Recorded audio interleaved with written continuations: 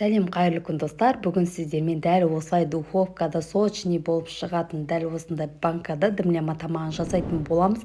Видео қызық болса соңына дейін қарап, жоғалтылмаш каналыма подписаться жасап, қоңырша белгісін басып қойды ұмытпаңыздар. Бізге керекті ингредиенттеріміз етіміз, картоп, пияз, сәбіз және 40 қабат капустамыз, сұйық май, тұз, қара бұрыш, зіреміз қажет болады.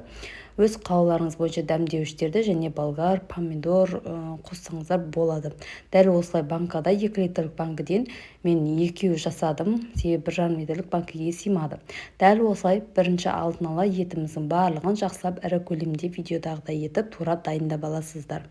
Барлығын турап дайындап алғаннан кейін үстінен зіремізді, қара бұрышымызды, паприкамызды, тұзымызды салып, қолымызбен жақсылап араластырып, кішкене маринадтап, тұздары сіңу үшін бетін жауып қойып қоятын боламыз. Оған дейін пияздарымызды, капустамызды, картопты және сәбіз барлық заттарымызды турап дайындап алатын боламыз. Достар, банкам жарылып қалады ма деп қорықпаңыздар, ешқандай жарылмайды. Мен сіздерге өзімнің пісіру техникаммен видеоның соңына қарай бөлісетін боламын. Барлығын осылай турап дайындап алғаннан кейін жуып тазаланған банкамызға астына сұйық майымызды құйып, оның үстінен капустамызды, одан кейін оның үстінен пиязымызды және сәбіз, картоп және тұздалған жаңағы дайындап алған етімізді, маринадталған етімізді салып алатын боламыз.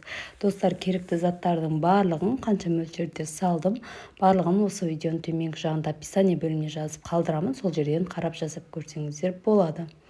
Дәл осылай сәбіз, картоптарымызды және етімізді салып алғаннан кейін үстінен қайтадан аздап пиязымызды және капустамызды салып, бетіне тағы да өз қалауларыңыз бойынша дәмдеуіштеріңізді салсаңыздар болады.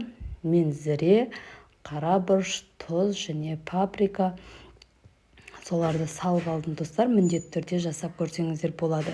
Және өз қалауларыңыз бойынша тағы да қатты сулы болсын дейтін болсаңыздар, помидор не болмаса болгарский солайынан салсаңыздар болады банкаларыңызға сыйдырып. Дәл осылай бетінен тағы да етіміздің үстінен пиязымызды, капустамызды салып, дәмдеуішімізді салып, бетіне фольга қағазымен банкамыздың аузын жақсылап нығыздап жауып алатын боламыз. Банкам жарылып қалады, не қылады деп қатты қорқатын болсаңыздар, жарты бокалдай су құйсаңыздар да болады. Мен су құймай дәл осылай бетіне фольга қағазын жауып, жақсылап нығыздап жауып алдым. Енді осы дайын болған банкадағы дымлямамызды алдын ала листімізге 2-3 саумдай тұзымызды салып, қолымыздың көмегімен барлық жеріне бірдей етіп жайып алатын боламыз. Барлық жеріне жайып алғаннан кейін банкаларымызды осының үстіне қойып, енді біздің пісіруіміз пешті ешқандай да алдын ала қыздырмайсыздар. Қызбаған пешімізге салып, 180 градуста 1,5 сағатта пісіріп аласыздар. Көріп тұрғандарыңыздай өте сулы, сочный болып шықты. Көріп тұрғандарыңыздай банка жарылмай, өте дәмді болып шықты.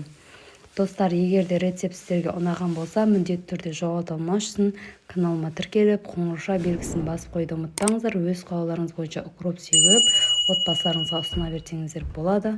Назарларыңызға рахмет. Сіздермен бірге болған Алмагүл.